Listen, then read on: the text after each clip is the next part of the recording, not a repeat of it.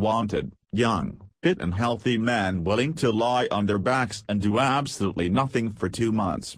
Wage, €16,000. Researchers at France's Space Medical Institute are advertising for what could be, quite literally, a dream job. They are seeking volunteers to spend 60 days flat on their back to study the effects of microgravity, a state of virtual weightlessness. For scientists at the Institute for Space Medicine and Physiology, MEADS, near Toulouse, the job has a serious point.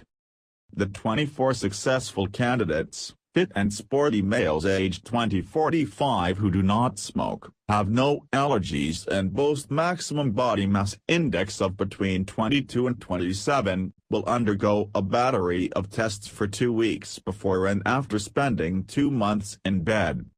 The idea of this study is to reproduce the weightlessness of the International Space Station, ISS, Dr. Arnaud Beck, who is coordinating the experiment, told 20 Minutes. During the first 2 weeks our scientists will do a whole series of tests and measurements on the volunteers.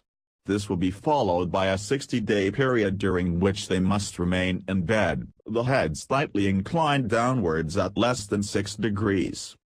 It is all in the name of science, but he warned the job was tougher than it sounded and those tempted to apply would be expected to eat, wash, and perform all bodily functions while lying in bed.